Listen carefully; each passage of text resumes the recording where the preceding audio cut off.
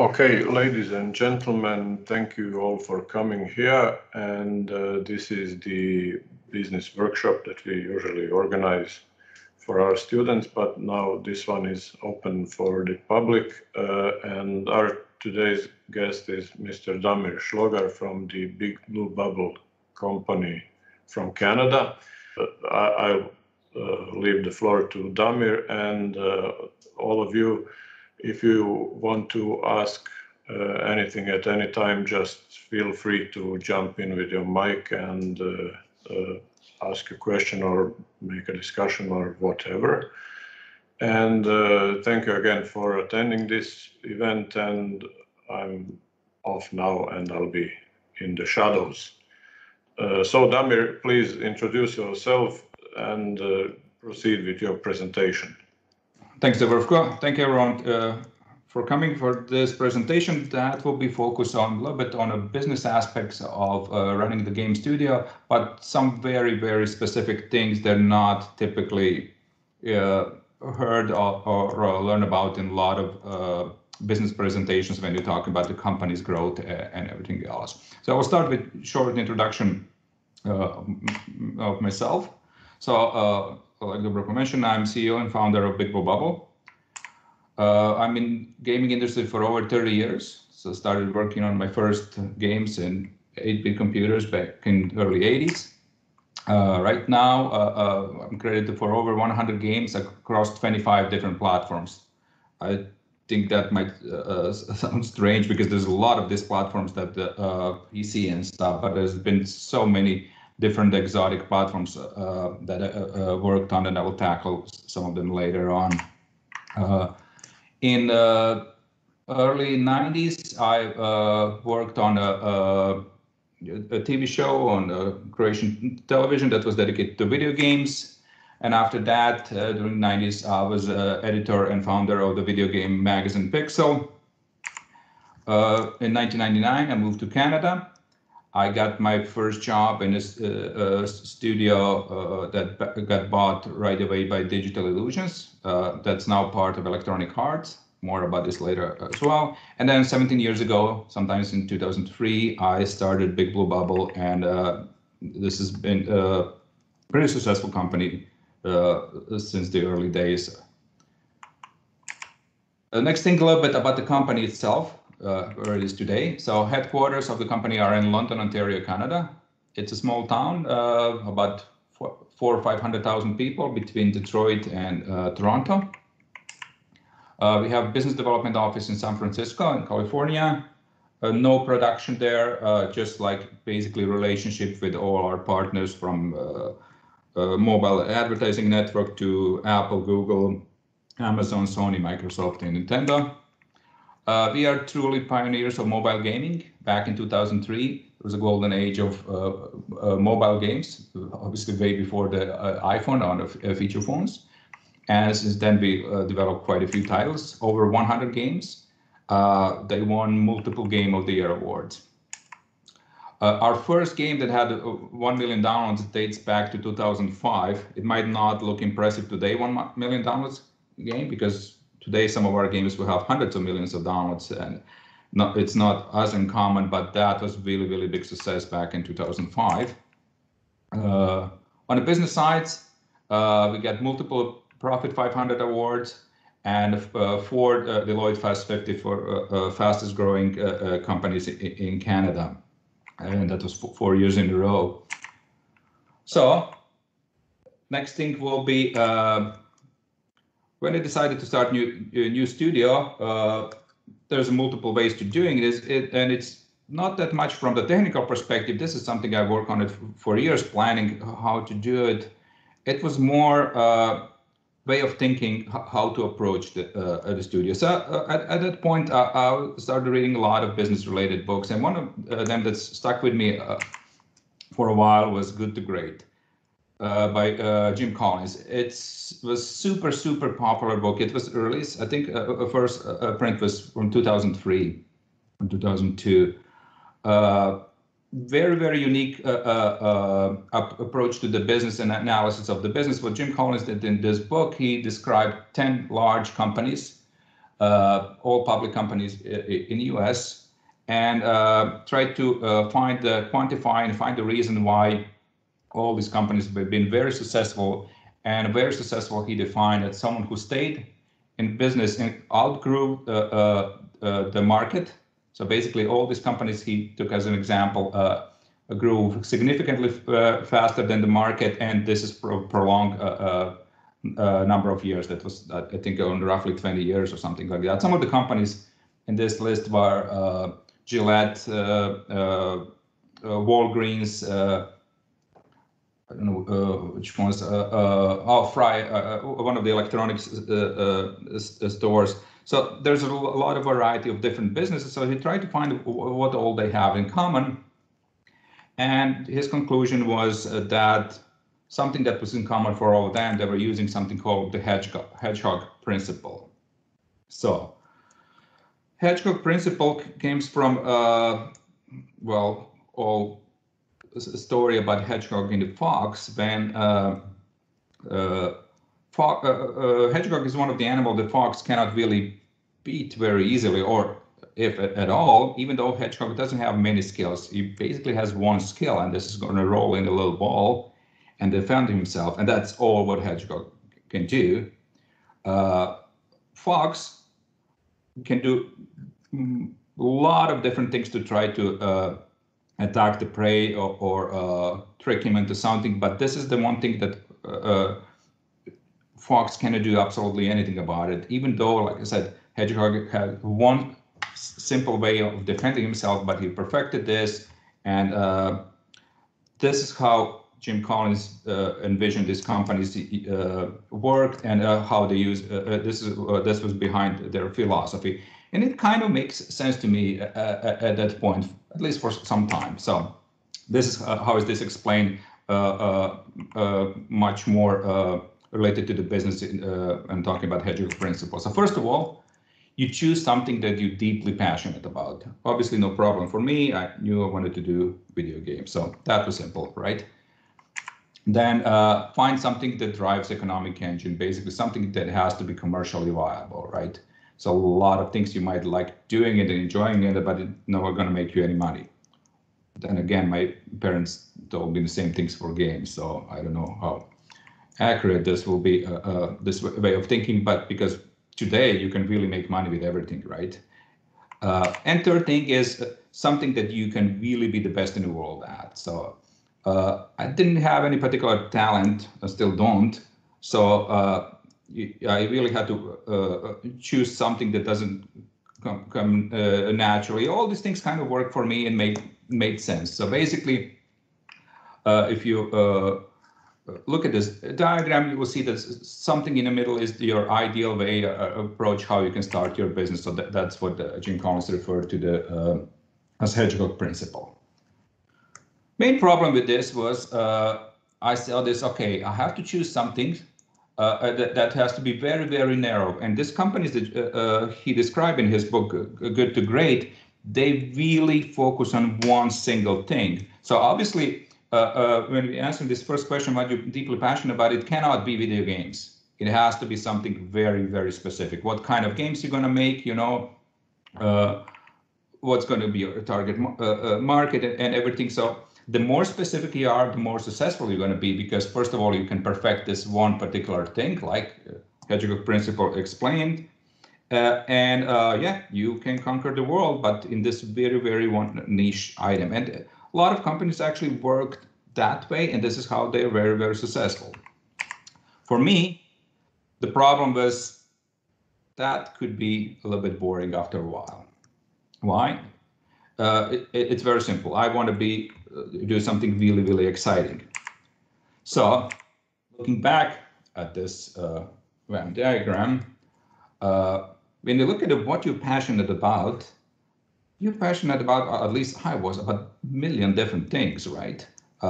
Some things I liked when I was in my, I don't know, early 20s, sometimes when I was in my early 30s, 40s, and so on. People change. Sure, some high level concept of what you like always stays with you, but your passion and your interest change through the time. probably the best thing to verify this, if you look at your internet search for porn, for example, 10 years ago, you will see that your terms and things you were searching for are not same probably as today. So in many other areas, from the movies and music and everything, people will slightly change what they're interested in. Same thing with economic hedging. Something that's very viable and good business right now, it's not going to be good business 5 or 10 years from now. This is specifically true when it comes to any kind of IT or entertainment industry, right? In general, things might stay popular for a while, but things change, platforms change, people interest change, pop culture changes, everything changes. So again, something that wouldn't work so well for me if I want to follow this principle as well. And finally, what you can be best at the world at, probably many things, but these things are not necessarily kind of in line very often when you look at the business. Being the best in the world at something doesn't mean you're going to have economic success, right? It doesn't mean you're even passionate about it. So all these things kind of almost start falling apart for me. And this approach, even though there's nothing in a high level wrong with it, has a lot of flaws when I was thinking how to run the business.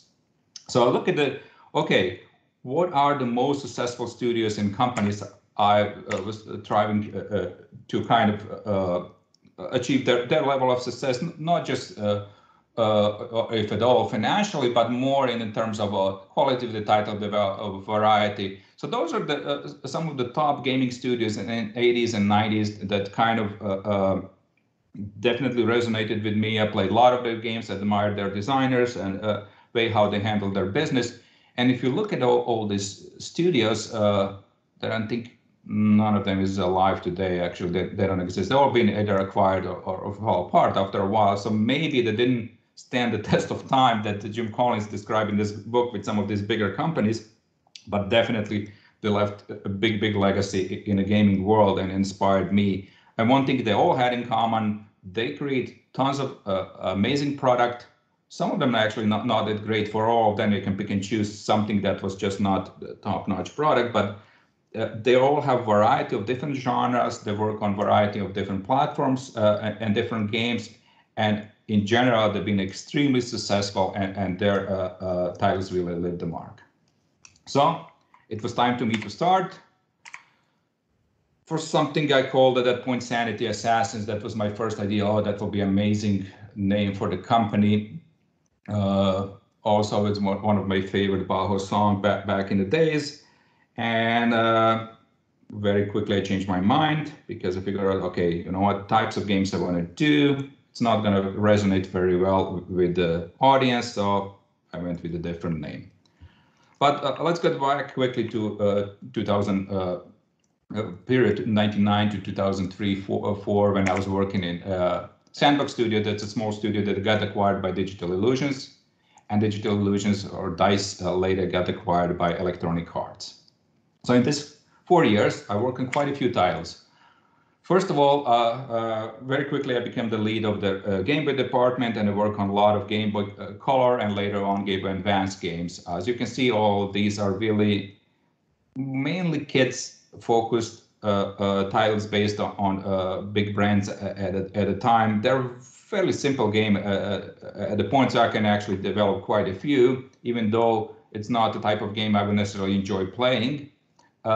It did bring me a lot of experience how to develop games of a certain scale with the small teams. I think roughly we have 6 to 10 people on those games.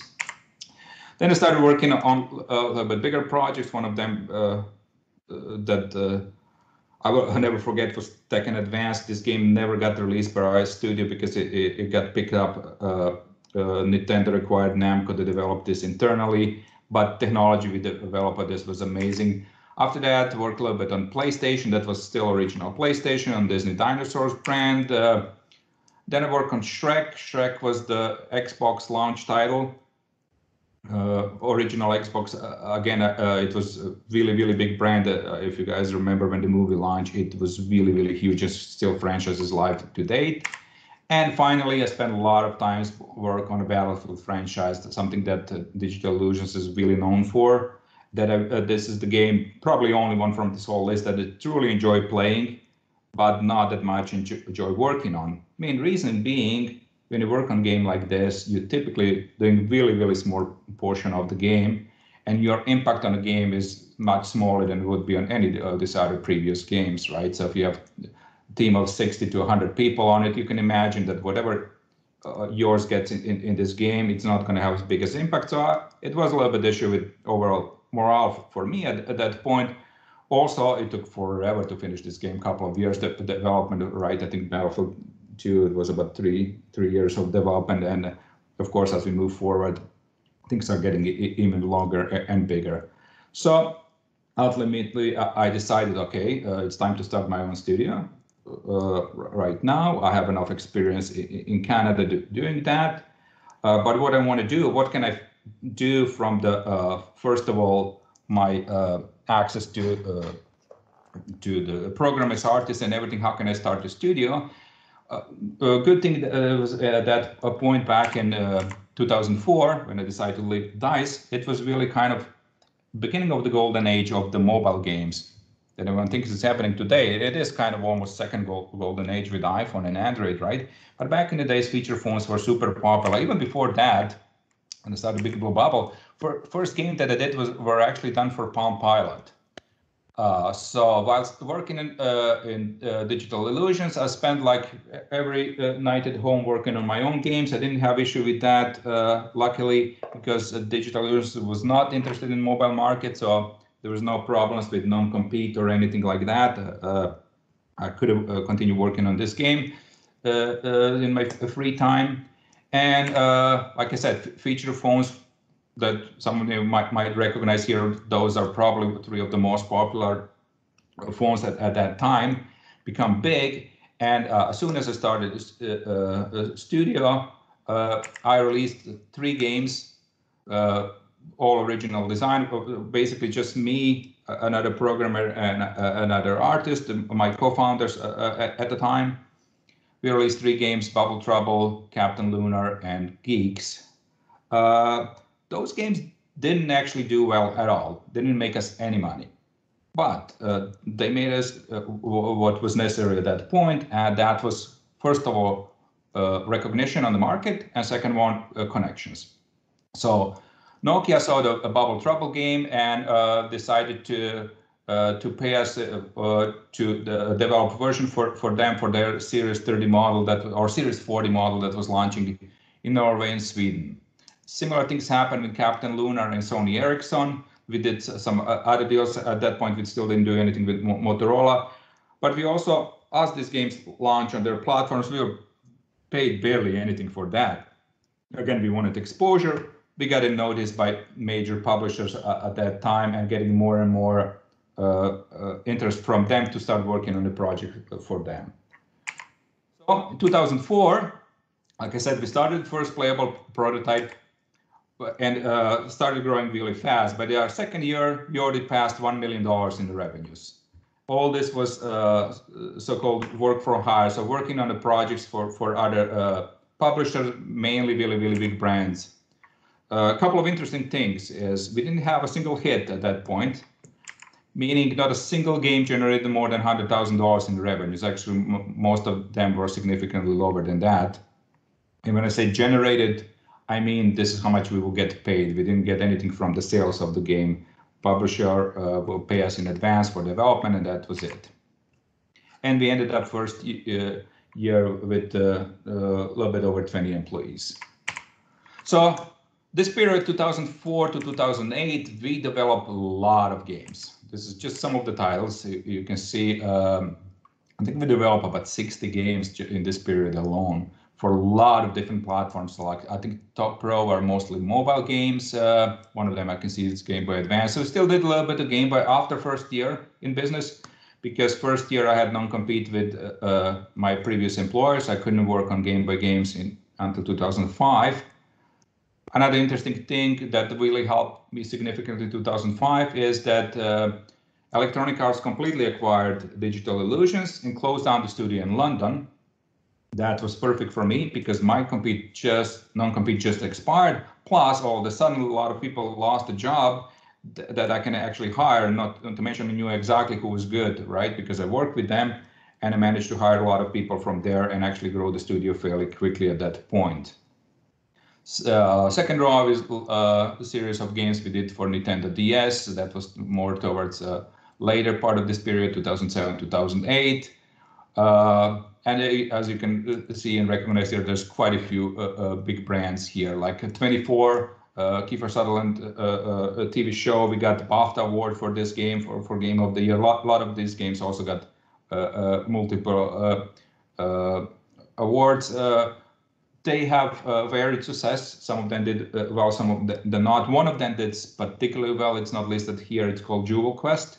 That was our first game that we decided, okay, we're not going to charge our publisher development fee. We want some share of the royalties when the game starts selling. And this becomes one of the best-selling game of that generation.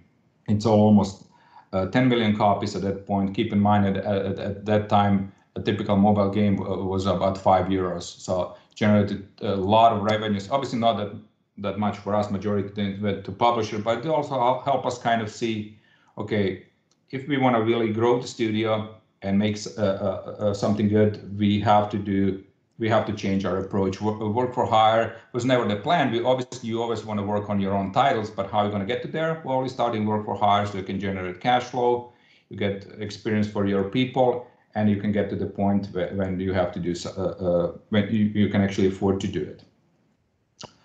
But what happened shortly after that, 2008, feature phones markets slowly started declining. It became too saturated. Distribution model was only through the carriers, so you can't really distribute the game anywhere except for the major carriers. And for them, they really wouldn't care if you have new games or not. People will buy the top 10 games they have on their list, because they on the list they have 10 games, sometimes 20. And if they have brand new games or they have old, they will sell the same amount. So it becomes like really unhealthy market in order to get there. Not to mention a lot of small studios start opening. They were competing with us, and they can still make compelling game, right, for significantly lower budget. So that created first issue. Second problem was Nintendo. We did a lot of work for Nintendo, both Nintendo Wii and Nintendo DS at that point. But budget for that started significantly declining. Market share of Nintendo started dropping. Again, that proved not to be a viable market for us. So we knew what we need is something that will be probably I would say it's the main subject of this presentation, and this is paradigm shift. We need to change something significantly, and this is how we draw our business moving forward. Doing these major pivotal points, change your way of thinking and approach in types of games and business model in everything in order to grow the studio, continue forward, following technology, following trends, following basically where the money is at a certain point, and again, being innovative enough in order to be able to do it. And also relatively small. I don't know if I mentioned, we are about 80 people studio size, so that allows us to be fairly flexible in terms of where we're going. So what we're going to do, change. First of all, change, when the same paradigm shift here, change doesn't happen, okay, we stop doing thing A, we're starting doing thing B tomorrow, and that's it. It's always some kind of graduate pass for one type of development to another. First of all, you always have some kind of untied or loose ends on the projects you're working on. You don't want to go 100% in a totally new area they didn't experience yet, right? Because it's too risky. But it's obvious at a certain point in time you need to do some major changes in order to be viable and survive in a way. So what are the drivers for this paradigm shift? What are the main things I have to think about and look at in order to decide that, okay, what's going to be the next thing we're going to do? First of all, obviously, is a business case, and that's the one of the characteristics of our studio, specifically comparing to a lot of studios in Canada, in the Ontario area. I don't know how much you know, but Ontario is really big hub for video games. But compared to Quebec, for example, or Vancouver area in Canada, where you have a lot of big studios, Ontario doesn't have many big studios. You have basically 2 or 3 maybe. Everything else are smaller studios, but there's a lot of them. So this ecosystem is quite different. But one of the reasons what I noticed is a lot of these studios are set up as, so speaking, way of life versus the business necessarily. So people will go join together, start making on a game. Very often will do very successfully with this game because they're very passionate about it. They will get funding from the government to finish this game. One thing that's always missing with all the studios, that's it. They'll make this one game, you will never heard about them ever again, or they'll continue making sequels forever, never evolve, basically stay where they're at, and still being happy with this because that's that they truly want, regardless if they can actually move to the next level or not. That's what they wanted to do. So I have different outlook on this. So for me, this was always business being the first. So I drove this company as business first. Sure, I enjoy working on games. I want to work on games that I really enjoy playing as well, but it has to be sane or a business case behind it before I commit to the new project. Okay. Next thing is market direction. This one is very, very simple, right? What is currently popular in the market, and what's going to be the next thing popular on the market. Not looking from this from the perspective, oh, everyone's making match-free games, like make match-free game. This is just one component of that, right? Because we know if a lot of people making match-free games, maybe that's not the place for us to be for a variety of the reasons. First of all, we don't know how long it's going to last. Well, apparently very long from what I can see right now. Still, there's going to be huge competition there. And are we really passionate about match-free games? No, we're not. Anyway, so market direction obviously super important. What consoles are popular, right? What platforms people are working on. And that kind of ties up a little bit to the previous one, platform life cycle. Where is the platform in life cycle? Something that we've been very much involved from the start. Very often back in 2004 when we started, we would work on the platforms that never been even released yet. Like we work on the platforms like Top Wave Zodiac, that got released, Nokia Engage. We worked on Symbian, maybe not that much, maybe 1 or 2 projects. Work on Mofun. So a lot of this really weird platform, Leapster was one of them that were not super popular, but they could become next big thing. Of course, we were paid for it ahead of time, so it was no-brainer to accept something that will generate revenues for you. So very early we'll work on a platform. We decided, okay, we should work on a platform that has somewhat established user base. We will never start working on either new console just coming out. Benefits of being first, it's not as great as you might think. Being first in certain things, yes, but being first on a certain platform doesn't really help you as much. First of all, you cannot be the best in that because you just discovered this new platform, right? Whoever is next going to do something better because you're going to learn from your mistake, if not nothing else. So we analyzed platform life cycle when we decided what platform we're going to work on in depth, really. How long is based on the current traction of this platform, how long is this going to be viable? Should we continue working on this? If we start working on a game for now and we start developing technology, can we keep this technology going for another 3 to 5 years at least? Or after 2 years, we'll have to develop something new. So big factor in deciding what to do next. And number 4, that should be probably number 1 if you want to really sort of priority, is a passion. So you have to have a team that enjoys working on what they're working on. Otherwise, there's absolutely no way you can make a good game. You can make okay game, and a lot of times we would do this back in work for hire days back 2004, 2008, because sometimes you're limited with the budget simply. Sometimes you're limited with the license. Unfortunately, most of the time you're limited with what publisher wants, certain type of game, because that's what their kids told them it's going to be the next big thing. That is such a common story, right? Where you have some big producer coming from major publishing and telling you, okay, you guys should do ABC because my kids told me to do this is the cool thing.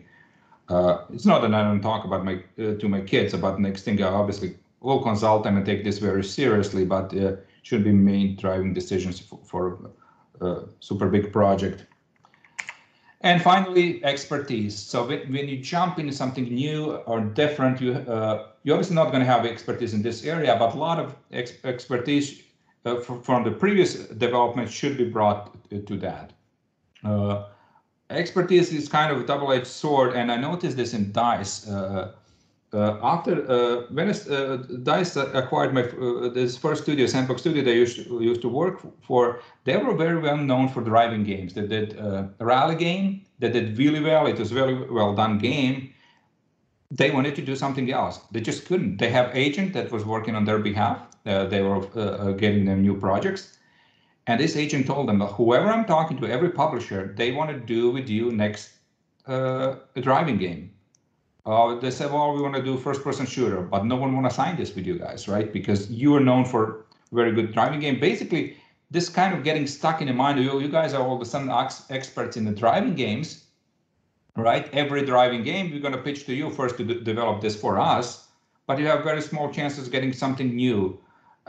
This mindset is still fairly present in the industry, and I'm totally against that because I agree with Portion that you have expertise in that, but you cannot have the same passion in someone who never did it before, who want to do it better, who's going to have a different way of thinking, who really want to have some challenge in order to do it. And you cannot tell me the people can really enjoy for 10, 20 years doing the same things over and over. Studio will do the same things over and over because it's financially viable, but not necessarily something that drives everything forward. So those were the main parameters for deciding what's going to be in a life cycle of the game, but what's going to be the determining parameter for next paradigm shift. And another one that's also equally important and that it goes across everything we did in this first couple of years was the actual brand and ownership of intellectual property.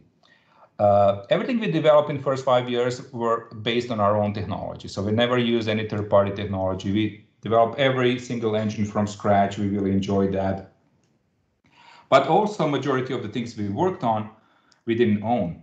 So we would go to the third party, or publisher will go to the third party, license some big brands, we will work a game on it. So we finished the game, we made some money on it, but ultimately didn't build the value in our company because we own the technology that's going to be obsolete after a year or two because new platforms coming out, right? Sure, you have this accumulated knowledge they can use. Sometimes you can have tools that will be viable for more than that.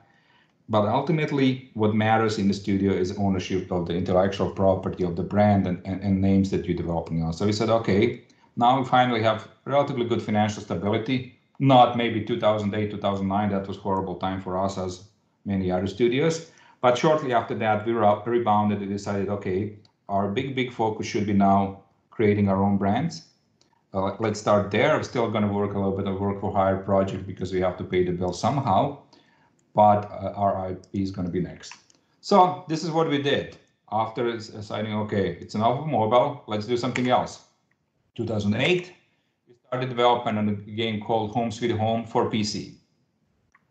A lot of big changes we got with this game. So first thing, obviously change of the platform. We moved from feature phones to PC. That was fairly big jump at that point. Next thing, audience. Again, we had mainly core audience on our mobile games, just based on the brands we work on. Some of them were casual, but mainly they were core. And we're switching to casual. Also, that was kind of a time of explosion of casual game market on PC, Big Fish, and a lot of other publishers like Ivan, Play First came into the market, started doing tons of management games, hidden object games, and as female game market just exploded at that time. A lot of new players coming to the game. We said, okay, this is a good business opportunity for us. Plus, we can do something very unique. And like I said, business model was right going from work for hire to original IP. That was the big thing. All those changes lead to very, very successful game for us. So this game had more than 10 million downloads back in, I think this is between 2008 to 2010. It's been every single portal, We released multiple sequels. We released Home Sweet Home Kitchen and Bath Edition. We released Christmas Edition. We released Home Sweet Home 2. Additional levels. We also created a game that was very, very unique at the time. Today, you have a lot of these games when you're going to actually decorate the home. So with this, we were the first studio that did this back in the days. People really enjoyed that. We didn't know how to properly monetize this game, how to make the game out of it at that point. But regardless, it was very, very successful for us. We developed a version for Nintendo Wii, for iPhone, for Android. So overall, this game has been a huge success for us. One of the first games that actually created a really big name for us. A few years after 2010, iPhone came out already. We decided, okay, our background and our knowledge was on mobile phones, at least feature phones I'm talking about right now, is not viable market for quite some time, but iPhone started his share of market started growing really, really fast. So we decided, okay, let's do something unique. We started with a couple of smaller games that we kind of did porting from the mobile and did the iPhone version just to get some knowledge about the development. But then we did something that was, again, really, really big for us. Game was called Burn the Rope. So if you guys remember, I mentioned before, I'm in this industry for 30 years. I still believe the Burn the Rope is one of the most unique and most original games ever developed, including all the games that developed to date. And I played like thousands and thousands of games. Actually, one thing interesting to mention is I do have for one of the largest collections of computer games in the world, boxed ones. So it starts from 1978 to 1999, about 3,000 big boxes. So I did play it a lot, but this is by far the most unique. And it was at that time possible really only on iPhone. So what was unique for that? Before that, like I said, we did a lot of Nintendo development. Again, we came out at that point when we did Home Sweet Home, so we did a couple of games for Wii. And now we have to switch our development from PC Nintendo to iPhone. It was not big of a stretch. It was not that hard technology-wise to switch that. Next thing was audience. Games we develop on those platforms are really clearly casual audience. For this particular game and for this particular platform, talking about iPhone, it was still kind of unclear for us what will be our audience, right? Who's going to play this game? And business model, that was the tough one. So typical game at that point for when we were developed was about $20. I think PC games were in $20 range. Nintendo games were about $40 range. And now we're going to the freemium model with this. Freemium just started around 2010, right? So we need to have a good business model that will support that. We're seeing direction of the market going there. So, okay, let's do it. So we finished the game, we launched it. It's a little bit hard to explain the game here. On the right bottom side, you can see the version of the game that's done for Nintendo Wii, and on the left side bottom is the version of the game that's done for iPhone. Both I'm showing these specific platforms because it's only possible to do it on those platforms. Reason being, it's a 3D game. When you start, like you have a piece of rope and light the match and burn the piece of the rope. So as you burning the rope, the flame will go up, will go along the rope, but you have to hold the phone or your controller in full 3D dimension and turn it around so actually you maintain the flame all the time. Imagine if you light a match and you just hold it straight, it will fizzle after a while, right? If you turn it upside down, it will burn all the way to the end, well, including your fingers. But that was the whole concept. That was the core concept of the game, and it worked extremely well, not just as a game, but as a success story. So that was first game on iPhone that got 1 million downloads in 24 hours time. And that was, I think it was end of 2009 or something like that. Keep in mind, that was iPhone only. iPad didn't exist at that time. So it was iPhone and I think iPod Touch existed at that time. So in 24 hours, we get 1 million downloads. It was unbelievable for us. It was perfect storm because we got featured at the same time on TV and the USA Today magazine, Cult of Chaos, so all the big portals and everyone wrote about this game, plus Apple features on the front page. So that was like huge success. Still very far from Angry Birds, but again, very good for us. And to date, we generate over $100 million for this game alone.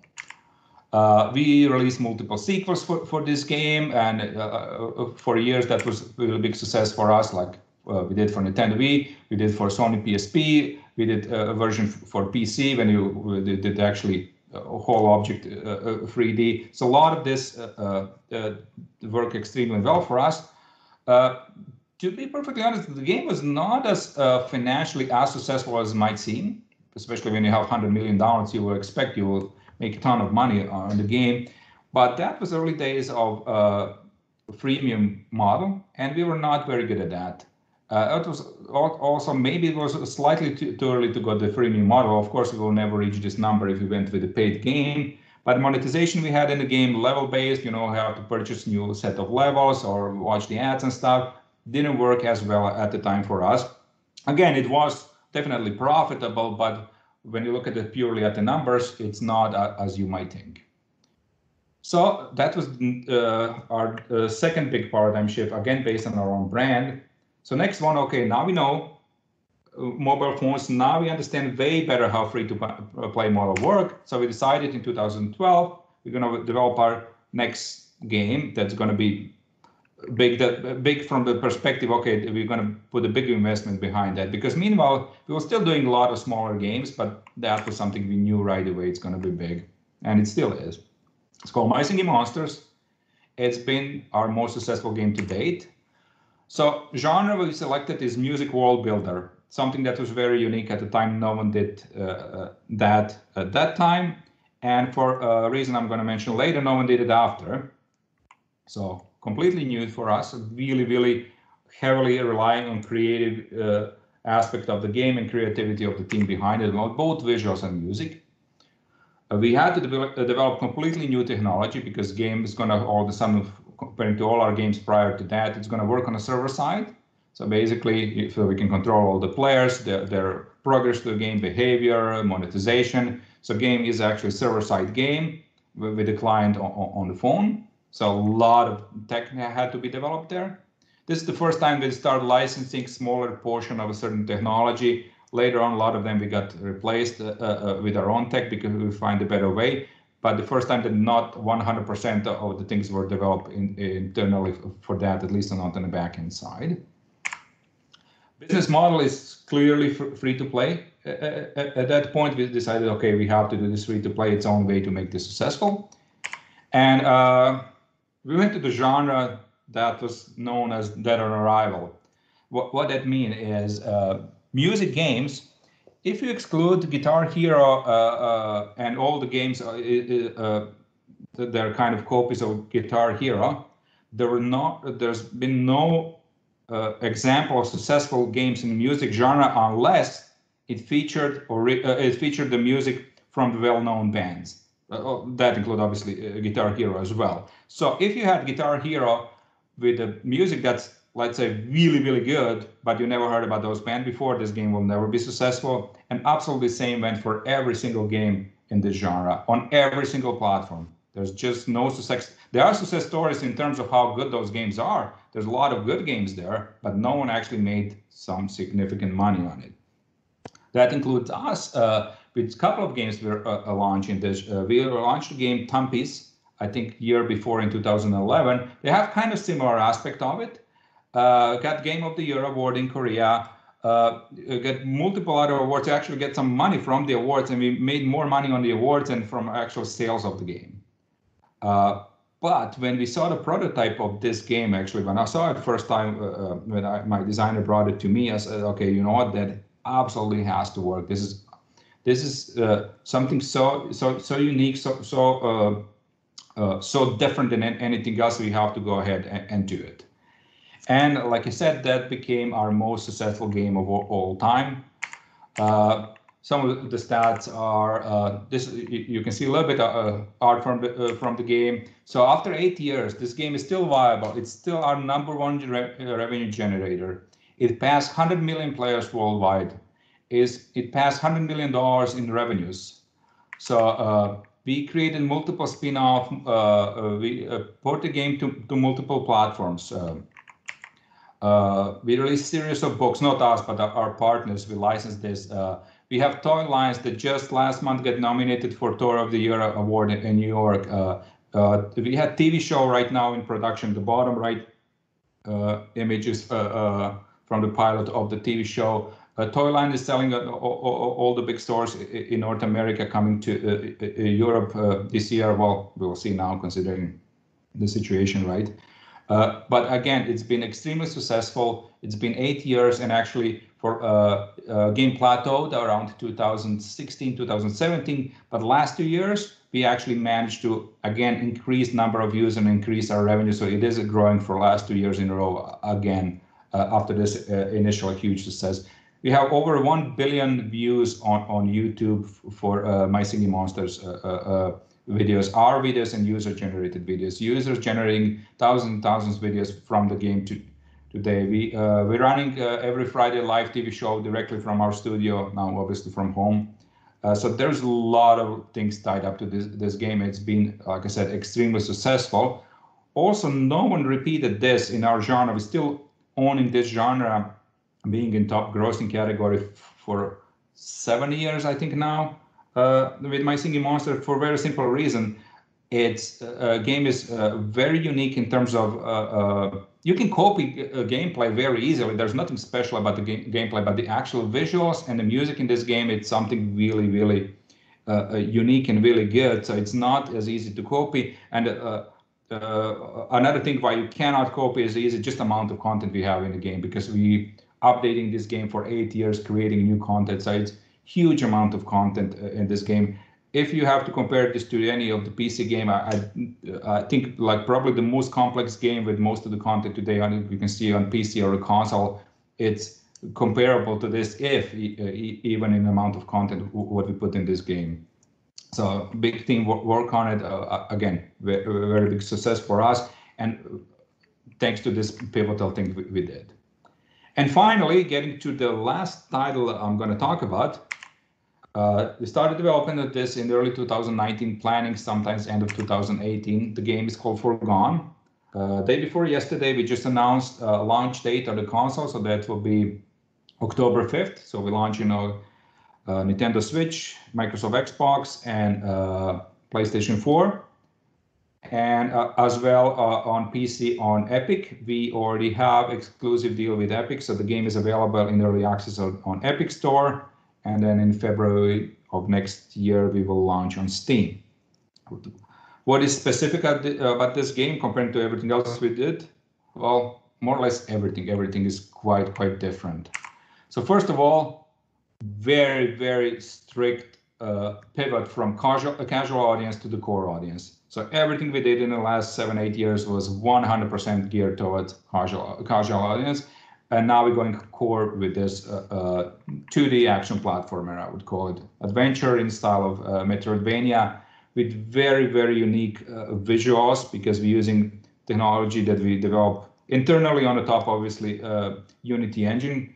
I will talk a little bit more about this actually in second point. So everything we did before, technology-wise, proprietary, like Mycenae Monsters is written on our own engine. And this is the first time we decided, okay, from now on, we're going to work on Unity. Again, we're going to bring our expertise in the video games and create something that will be visually quite different than that was done before. I think the closest game in terms of look, quality from what we aiming for was actually Dead Cells, but there's a couple of elements that we managed to surpass in this. For example, running on 60 frames per second, just because method we're using. So all our characters in the game are actually rendered and done in 3D, and then rendered in 2D pixel art style. So you have extreme fluidity of the movement combined with this old school look. Next thing, big one, is obviously going from mobile, predominantly mobile development in the last 6-7 years, to PC and consoles. We did release games before for both Xbox and Nintendo and PlayStation, but it was one-off, very good. We did a lot of Nintendo games, but I think we only did one or 2 PlayStation games, a couple of maybe Vita games. Yeah, we did a lot of games. I'm not remembering all of them. So a big switch is a platform, and obviously big switch is a business model, going from free to play when we learn all this strategy and tactics around monetization on mobile and free to play market, and going to the premium price product. So you can hardly imagine the biggest shift. And last one, probably with this platform genre, we're going in the most saturated genre there is. That everyone would advise you against that, and that's the reason, of course, we went that way, despite everything. Because if you go in more saturated genre, that means there's interest there, but there's a way to be successful. This is just have to have the best product on the market in this genre. And with such a big pivotal shift, and this one made a huge commitment from financially, from strategy point, from everything we have was actually put in this game for the last 2 years, and it showed. So early success has been great. Feedback we're getting from the early launch. This is just some of the things that reviewers and previewers saying about this game. Obviously, the fact that we managed to sign exclusive deal with Epic and obviously get very nice paycheck for that just shows that all the platform holders believe in that. Just agree on a marketing campaign with Nintendo. Xbox and Microsoft will make a big announcement during the E3. Obviously, it's not going to be the show, but our press conference. So there's a lot of things behind that kind of almost guarantee this game to be very, very successful for us. And again, we'll see then what's going to be the next step. Getting slightly back just to the reasons why we went in this direction. One of the core ones was also viability of mobile market and free-to-play market, right? It's still super, super strong, but again, amount of competition on this market kind of put us in a situation with this when we saw, okay, we have to do something different, something new to kind of reinvent our studio and get to the next step.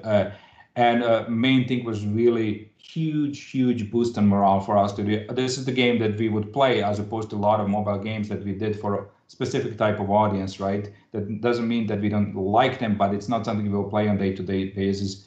This was really a passion project, and like I said, I believe very big hit for us moving forward.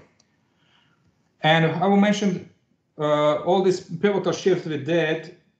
They were successful, but not every single time. There have been one really big mistake I made direction-wise for one project we did in the past. That was the Home Sweet Home version for Facebook. There's a lot of things that went wrong with that, in not just in development, but this is for example, of the game that we put a lot of investment in it. We had a very high hope for it. We thought, okay, we're doing everything right, but we did a lot of things wrong with it, mainly on a strategic level. So first of all, technology in order for a game to work on Facebook. Just to go back, that was, I think, roughly 2009, 2010. I don't quite remember the year when we tried that. Was Flash. That was so bad from so many aspects, right?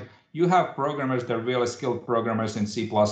They really know their stuff, and then all of a sudden coming to programming a platform that's not even platform, right? It's more like a game building tool with so many flaws that you cannot really resolve because you don't have access to the core libraries, right? So you're so limited with this. They don't have experience in that at all. So we had to learn Flash and then start working on it. So that was already a big no. That was not as obvious at that point. Second one, platform Facebook itself.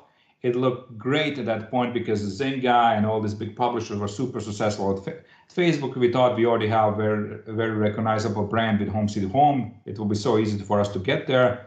By the time the launch came, Facebook killed all the viral networking approach, and the way how the people gathered users for their new game had to change completely. So if you were newcomers to Facebook, it was basically just too late. It's almost like that today if you want to start with free-to-play mobile, right?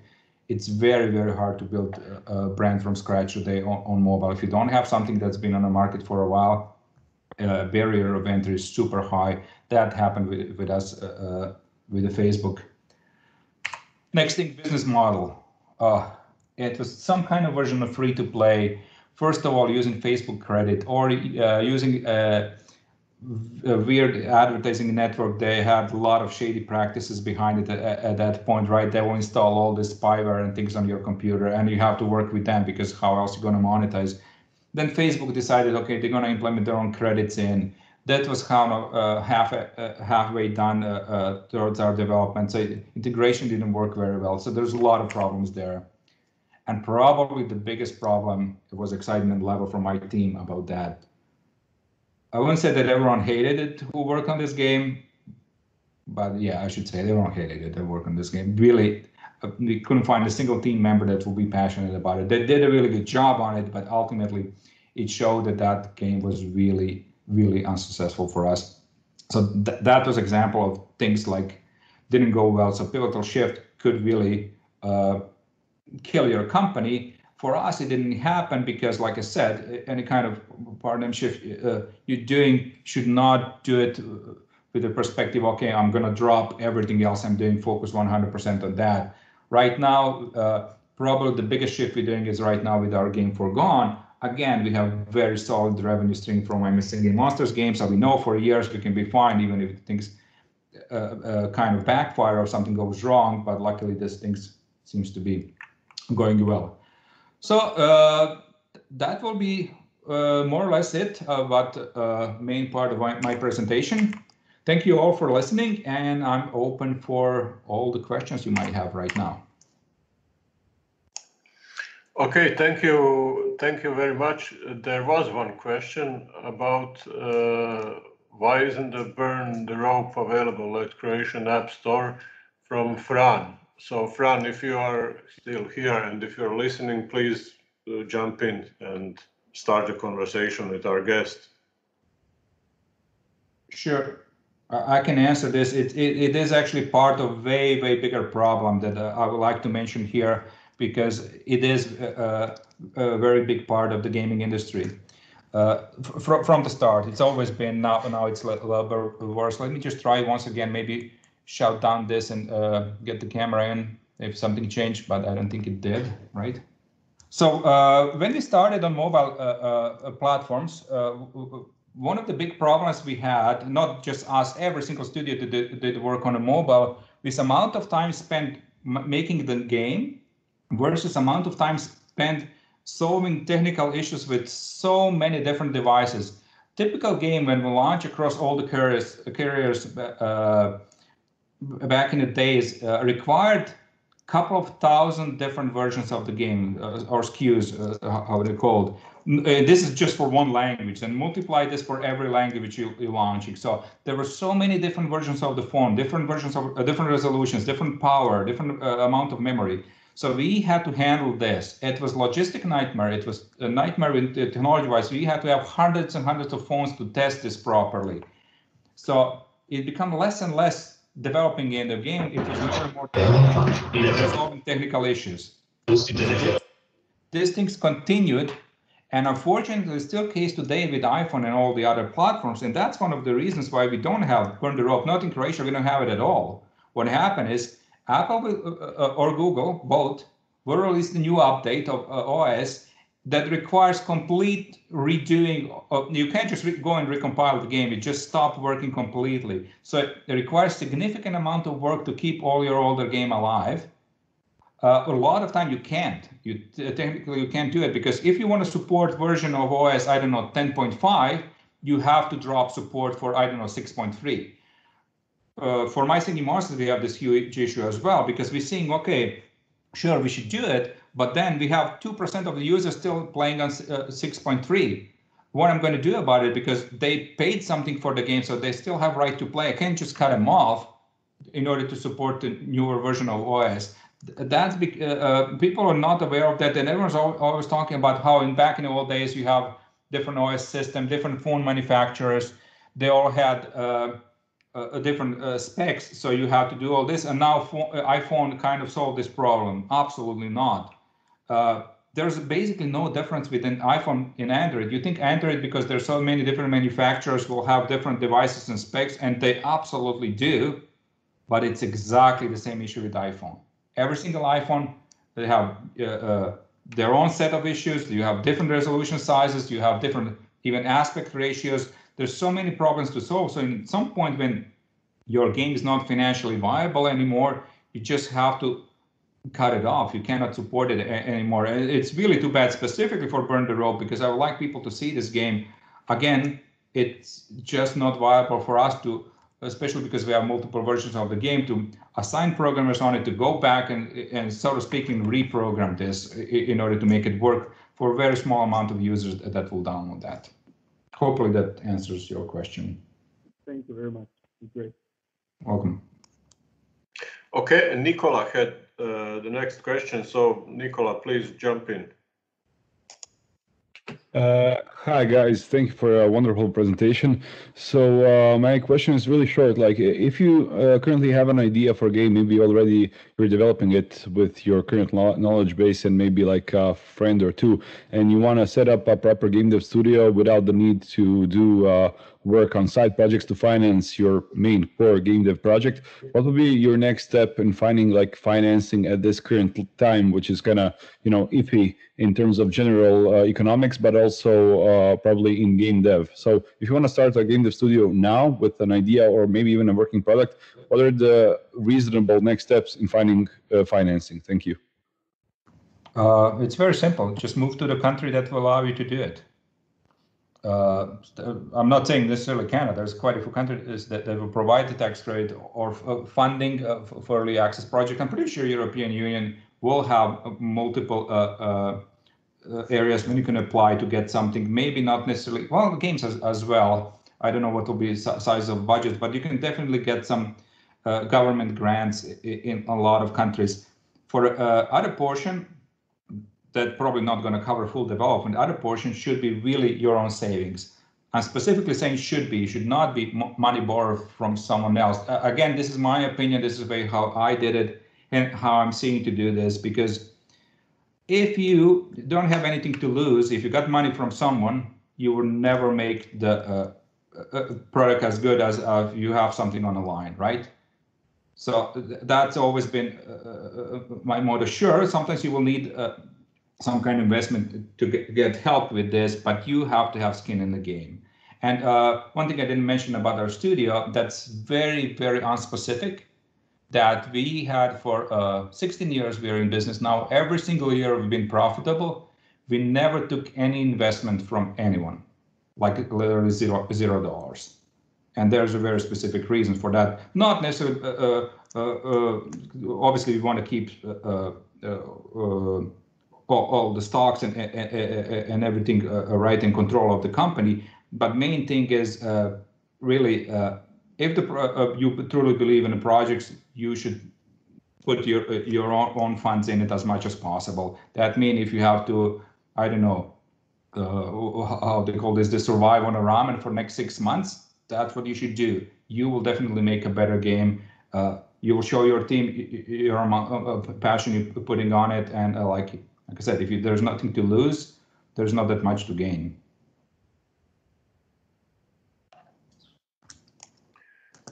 Thank you. Todor from Moldavia said, I was sure I saw it on Epic. So Todor, you saw Burn the Rope on Epic or what? Please jump in. Okay, maybe he's not here anymore, or Forgone is on Epic. That's the only game we have on Epic Store, but that's early access version. Yeah, it is available there. Okay, Andrea Gorup, could I ask a couple of questions? Of course, please. The floor is yours. Hello, can you hear me? Yeah. Okay, so I would ask one question. So as you said, from the period between 2004 and 2008, if I'm not mistaken, you developed a lot of games. And now, since you moved to like developing a single game at a time, or like a fewer number of games at a time, what do you think is better, to develop a lot of games with smaller revenue, or to focus on one game which you think would be a hit? That's a pretty good question. I think first thing that depends, for us depend on that, but I think for most of the studio will depend on what stage you are, right? Early on, it's probably better to develop more games for different reasons, because you're kind of leveraging, especially if someone else paying for development, right? Because those who are specifically work for hire project, you can never be sure if your next game is going to be hit. You have to be at a certain stage of the game so you can judge, okay, you know what, this thing has very, very good chances to become big. So that's one of the things. Also, what is your access to capital, how much you can afford to develop? It's another thing that will kind of make or break this. And third one that I did notice and mention, it's definitely more exciting to develop more games. Even though they're smaller in scope, because you're constantly working on something new. That was my main pitch when I want to get people from DICE, right? Everyone who worked on this Battlefield for the last couple of years, for a few years, they will work on the same game. You just got burned out because you're constantly doing the same thing over and over. I remember a guy I used to work with, he would just do the start menu system. And every single new version of the game, he will do start menu.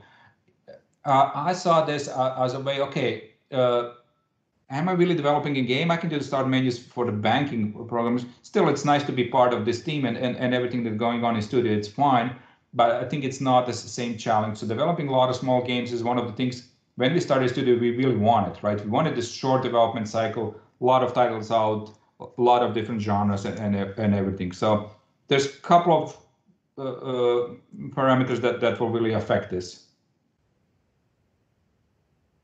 Okay, thank you very much. And if I could ask only one more question. Sure. So obviously when you are making a game, there's a lot of components to it. There is, for example, the programming itself, there is the art, there is the music. So one thing I have zero insight in is the art part. So I have no talent in any drawing or anything like that, animations. So I'm wondering which component of making a game actually takes the most time and effort to make. Is it the programming itself, or are you waiting for the art department, for the music? What is it? It really depends on the game. Probably most time is putting all this together, right? Some games are more programming intensive, some are more art intensive. One thing you will notice, even when I mentioned before that not every game we developed, especially back in the days, was the greatest game that we could have developed. We were always proud of them, because except for one specific case, and that was back in 2009 when we developed a game that we knew right away it's not going to be good, but we didn't have much choice, because if you guys remember, 2009 was not the greatest year, right, with the market crash. So we took any project we could have that point. That was one instance when I knew right away we're not going to be happy again. But one thing that was always in common for all our games is visual quality of them. So art was always top notch. So it was super, super important to me to hire just the top artists. For me, even though I have zero talent for art, I do have pretty good eye for art and know what looks good, what doesn't. That's a thing I'm noticing with a lot of indie studios today. They don't have that. So finding the good art director it's really, really important in order to have really good looking visuals, because it's the first thing that's gonna any kind of player is gonna see, right, in order to decide if you're gonna buy your game or not. But yeah, I cannot really put more reference on one thing or another. When you're doing free-to-play mobile game, it's neither art, it's neither program, it's actually your business intelligence team and your analytics team that's going to analyze user behavior, what to do next, how to properly monetize it. So there's really types of games that will have much more requirements for certain parts of the team. Like I said, art, programming, and music is just a portion of it, especially if you're in a mobile space. Even if you're not, you still need to pretty big quality assurance team that will make sure the game's working fine. For us, we also on the top have marketing team. We have the team that's doing user support, right? Answering all the questions. The guy who answered all the fan mail that we're getting from Mycenae Monsters a lot. So really, really depends heavily on the type of the game. Okay, thank you very much, and I wish you all the best luck with Forgone. Thank you. Thank you. Hello, everybody. I have also one question. It's going to be like, what kind of jobs do the electrical engineers in your company, if they have some of them? They would do. All my programmers are finished university. That's also very, very specific. I don't have a single programmer in my company that doesn't have master's degree. So all the colleges. Schooling system is slightly different. There's a big distinction between colleges and university in Canada, and quality of insurance, quality of education is different. Maybe quality is not the right word. Type of knowledge you're getting from these two institutions. Typically, they will say college will give you a little bit more practical knowledge, but that's not necessarily what I'm looking for. For any programmer we would hire, number one thing is your knowledge of math and physics and core C++ programming. Everything else you can learn easily, but this is the core components we're looking for. So like I said, every single programmer we have finished university.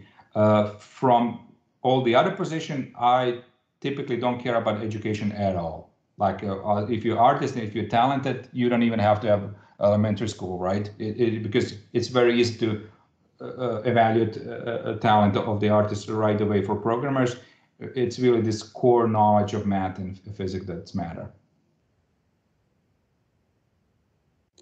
Okay, thank you. Okay, any more questions? Please don't hesitate to ask. Anyone?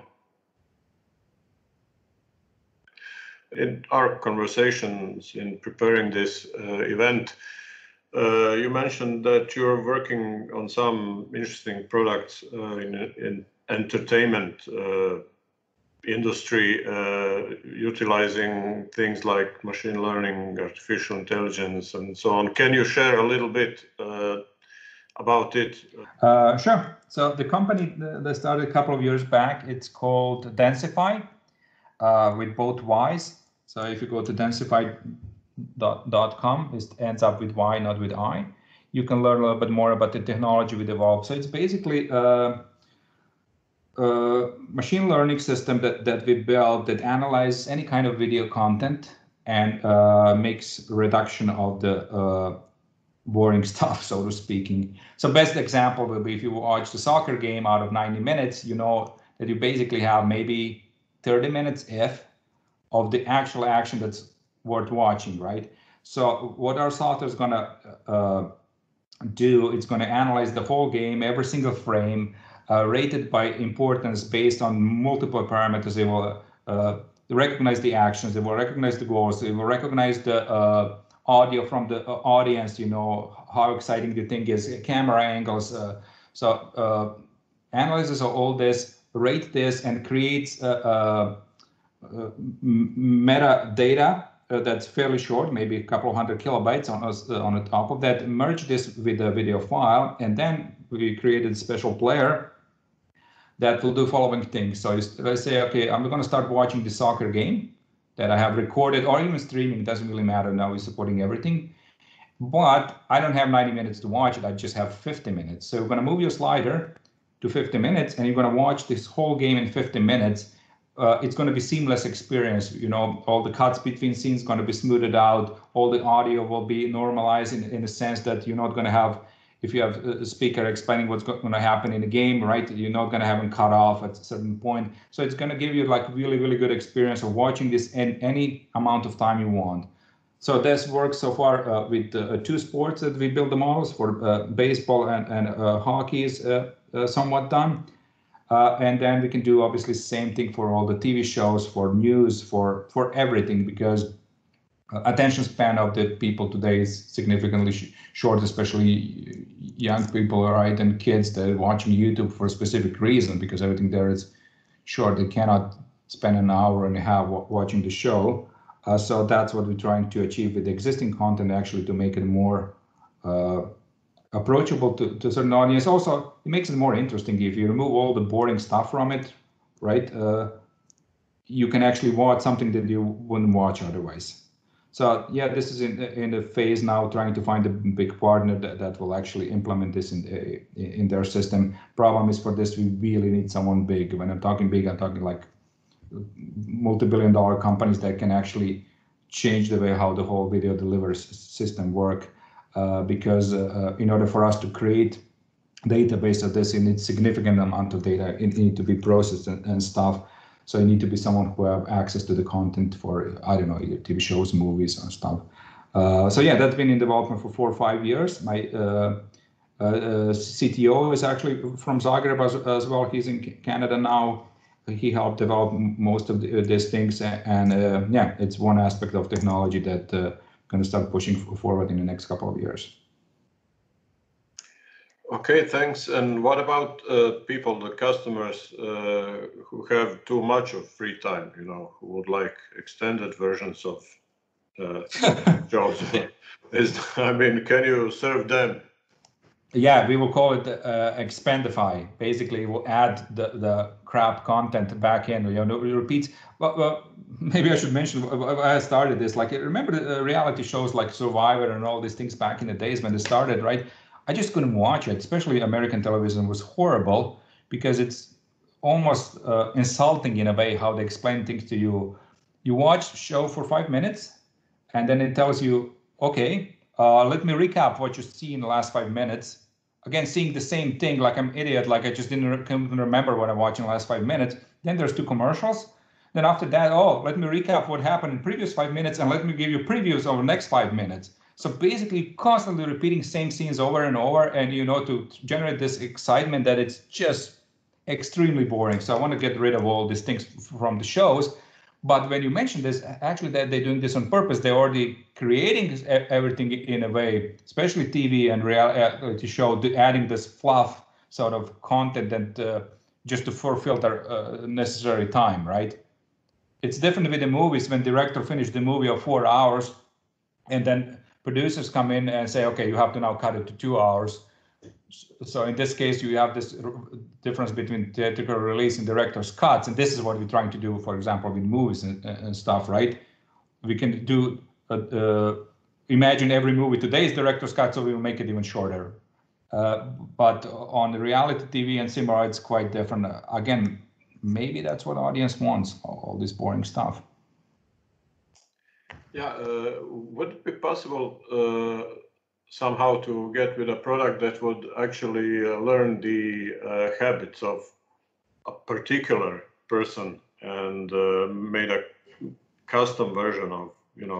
Yes and no. So obviously it is doable. Problem is why we are not doing it, because there's already existing patents for that. So one of the core things when I started this company was actually registering the patent in a way how we're going to do it and how we're going to deliver this content. So that took years to do patent research on everyone else. It's really tedious work, but then you discover a lot of things that are already patented and they don't exist yet. Unfortunately, you also discover a lot of things that are patented that make absolutely no sense, and they're from all the big companies like Sony, Google actually have thousands and thousands of patents in the areas. A lot of them are so vague, they don't really describe anything, but they file them in order, if someone else files something similar, they can always claim, oh, that's exactly what we meant by that. So this whole world of patent, it's such a huge disappointment for me so far getting through this, going around. But that's one of the reasons why analyzing user behavior and creating content on the fly, it's not possible. There's thing, for example, that Google has, you can watch the movie and it will automatically in real time remove all the violence, all the nudity, and all the things that will have a certain age level deemed inappropriate. There's like unbelievable what you can do with artificial intelligence, actually machine learning today.